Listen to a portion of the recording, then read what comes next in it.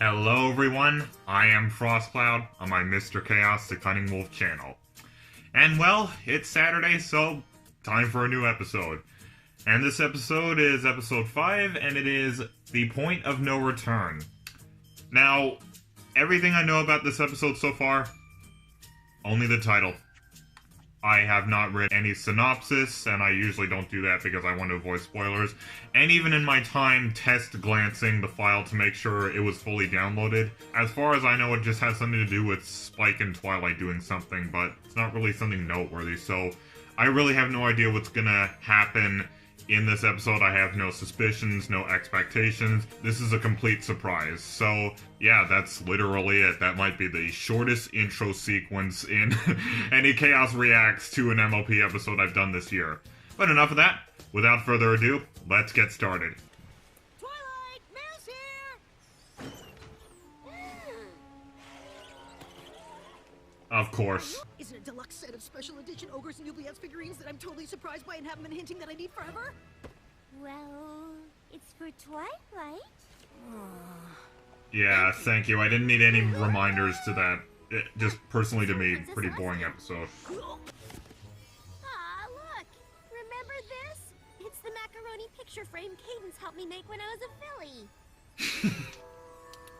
I think I made something similar. A piece like that.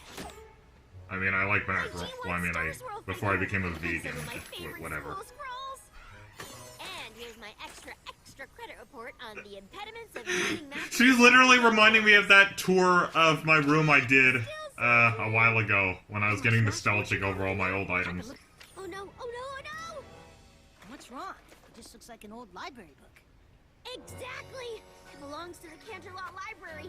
That means it's overdue. Of course!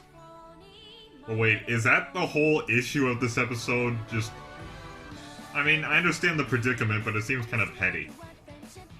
Unless that's the moral, like, don't beat yourself up over little things. Oh, I've never turned in a book even a minute late. And this one has been overdue since I left for Ponyville. That's probably nearly a decade ago, I guess. I don't really know how Equestria time fully works. I promise I won't let you down. Oh, of course you won't, dear. Twilight's voice when she was younger. I sounded a bit more stupid when I was younger, but... What up, YouTube? Alright, today I'm gonna be viewing my reaction. Quick, find me that old copy of Predictions of What's that? Oh, the nostalgia. Well, Dusty Pages prided herself that no books were damaged or lost on her watch, and I failed her. I failed myself. I take it we're going to Canterlot? Sooner the better, I guess. This kind of seems similar to Amending Fences. What if Dusty Pages revokes my library card?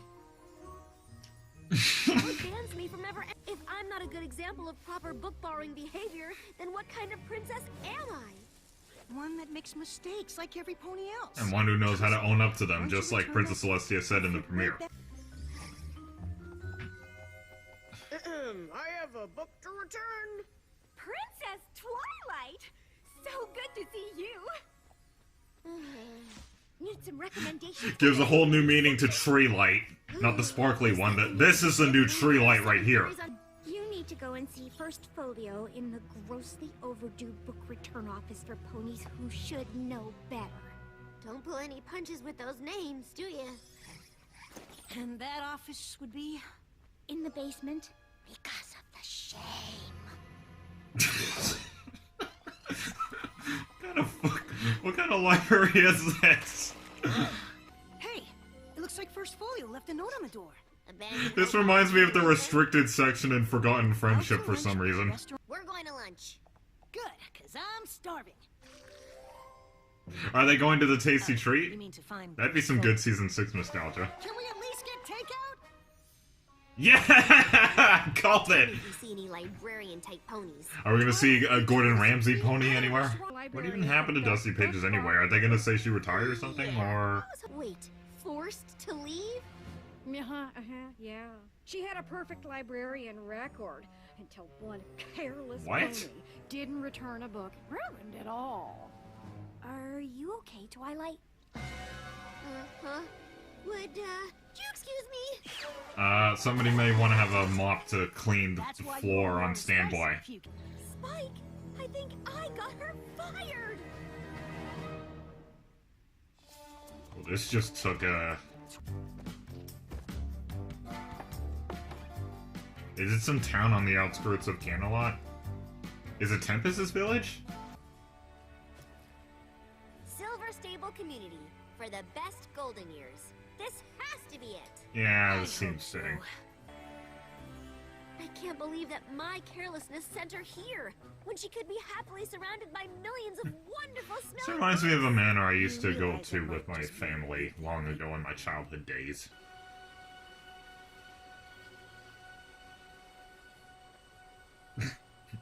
That is to be the slowest expression change I've ever seen. Oh, she's just filling her days with distractions to cover the pain of losing the best job ever. That's what it sounds Not like. for long.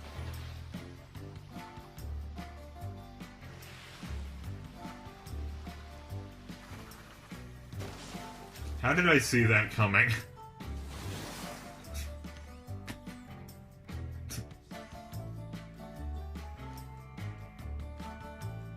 That was a nice costume the one on the farthest left had.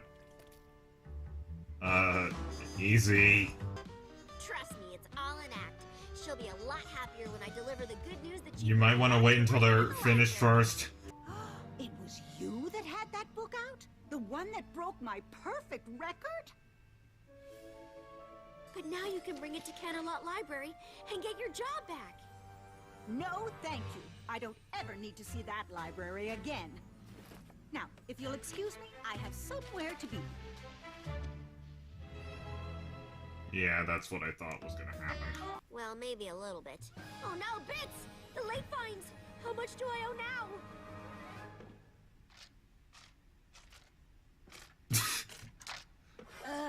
You don't want to know.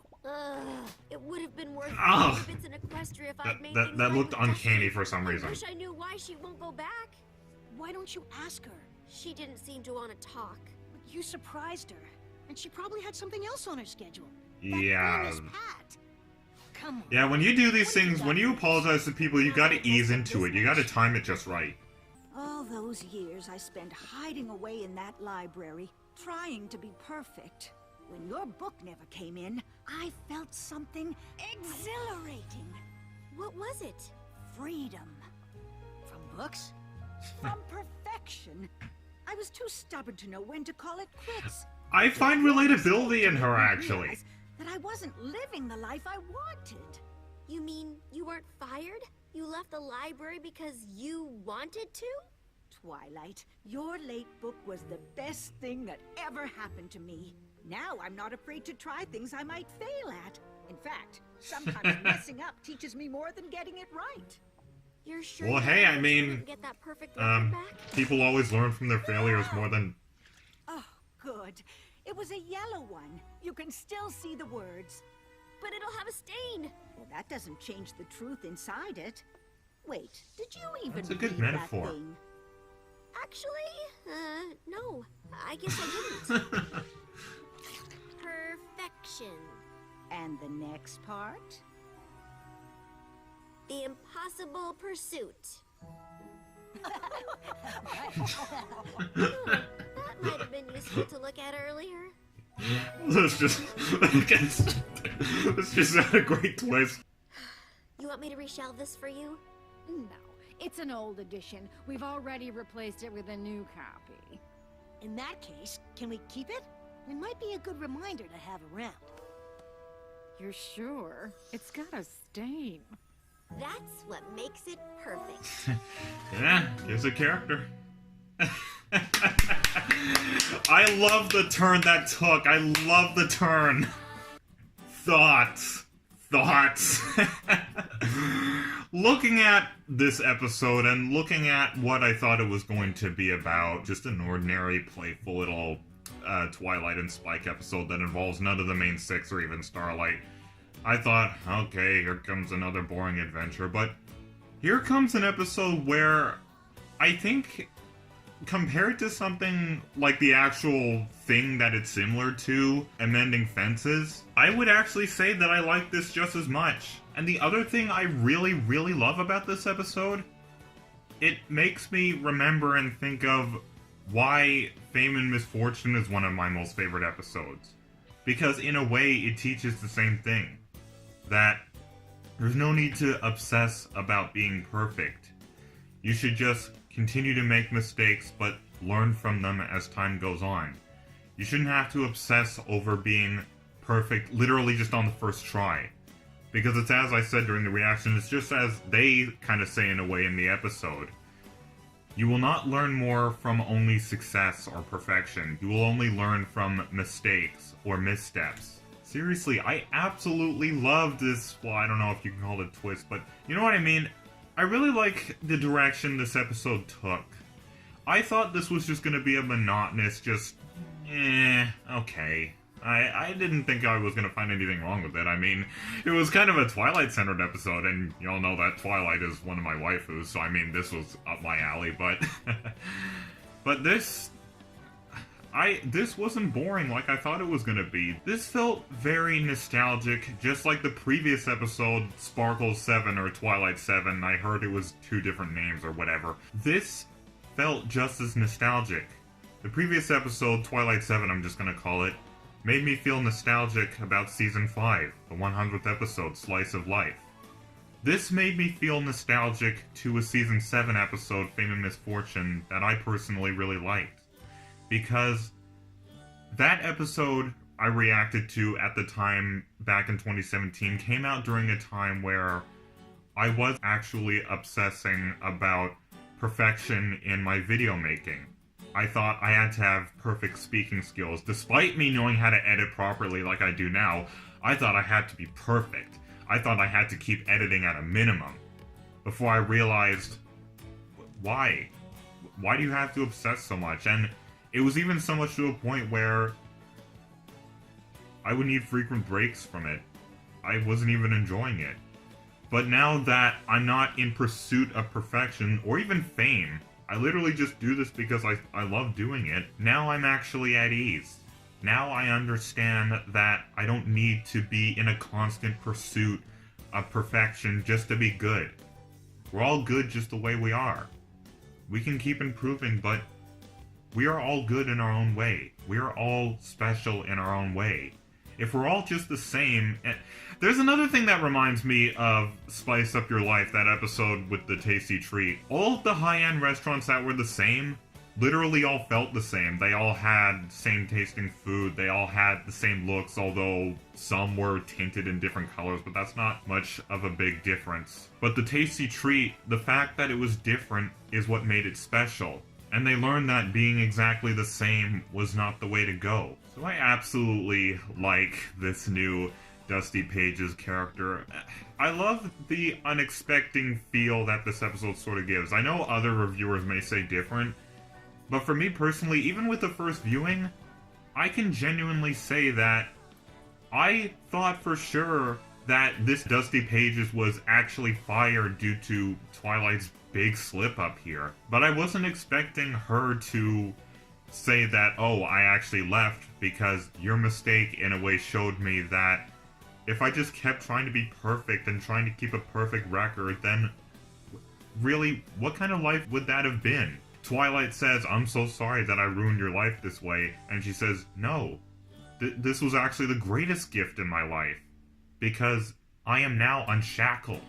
I am free. I am free to make mistakes and learn from them, and still be at ease, and still be at peace, and still enjoy life.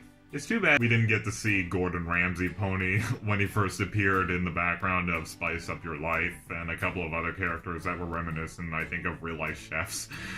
But I guess that would have taken the focus away from the episode. And it's great that we got to see Moondancer again. It really gives you a good look at how much the series has come. It's obviously been a long time since the episode Amending Fences in Season 5. And seeing how much he has changed personality-wise, yes, she may have the same voice, of course, but I mean, when you look at her, she's a lot more lively, a lot more optimistic. Not Pinkie Pie level of optimistic, but she just looks more alive. She doesn't look dead inside anymore. And I know I sound like I'm just stating the obvious here and sounding more dramatic than I need to, but that's why I'm getting so passionate like this. I absolutely love this episode. I literally love everything about it. I'm trying to think of any possible flaws I would have with this episode, but no. No part of it felt boring, and the times that it felt slow, I felt that it was supposed to be like that. It's supposed to have you wondering and going on in your head, okay, what's going on? You know, why are we here for so long? We gonna find out? And as the ending came, I just love how smoothly it all clicks together. Seriously, if I were to envision what paw ranking I would give this episode in terms of my rating, I am not too confident that I'm going to be able to do an actual scripted Chaos reviews on this episode anytime soon. And I feel like everything I think about this episode, I'm literally just saying here anyway, so I don't think I would even need to do an extra video just repeating the same thing, only in a more professional manner. But honestly, I genuinely think that I would actually give this episode a blue glowing 10 out of 10 paws, which, as I stated, is the highest rating for anything in my rating system. I seriously tried to think of anything I thought was just a little boring, a little slow, a little inconsistent, but no. And on top of all that, I absolutely loved the nostalgic feeling it gave to me. And I love how it reminded me of another one of my most favorite episodes in the series. I mean, you could say it's probably Amending Fences, but no. It reminded me of Fame and Misfortune. Yes, Fame and Misfortune had a much more different kind of fan service-y way of teaching the same moral, but here they were a lot more upfront about it. And I know most likely a lot of reviewers are going to say, oh yeah, this episode taught it better than Fame and Misfortune, and that's fine, to each of their own. But that is one of the biggest reasons why I love this episode. And not just that, it was entertaining. I love all the face angles for Twilight, especially her blushing, because, you know, okay. No, I'm gonna keep this age appropriate here. This episode sort of gives me that feeling of taking a simple issue, like a simple kind of issue concept, if you call it, that you put in like a little kid show, like something you'd see on PBS Kids or whatever. This feels like they would have an episode centered around the main character or a character forgetting to return a library book. I think there was actually once a Franklin and Friends episode about that. I don't fully remember actually. It's been like ages since I've watched that show. But here, the average person would feel like, oh, really, Twilight? I mean, we know you're obsessed with books and libraries and everything, but really? Well, okay, maybe it is believable. But what the point I'm getting at here is, it feels like they're taking an issue that seems simplistic, but they do a lot more with it. It's not just a simple lesson of, don't beat yourself up over it too hard. It's only a library book, don't need to obsess too much.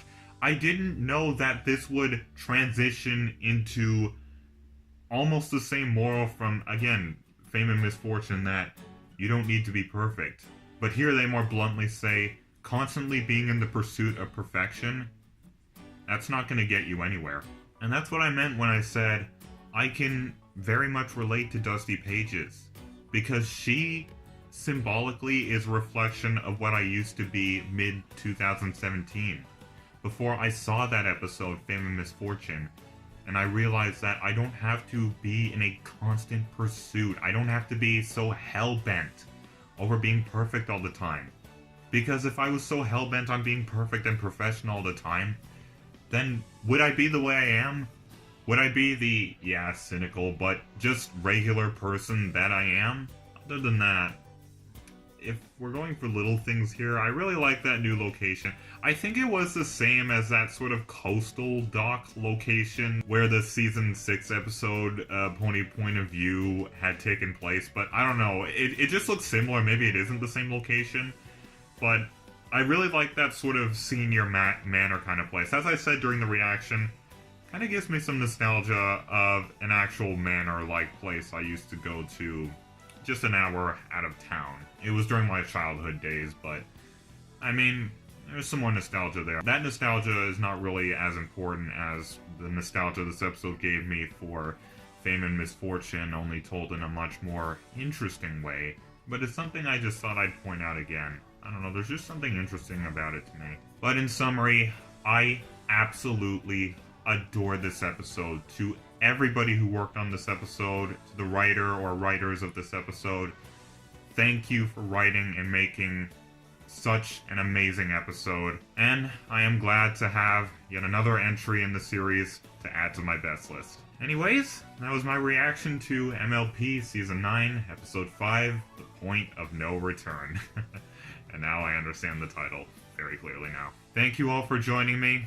Keep it frosty, and have a wonderful day. Brohuff.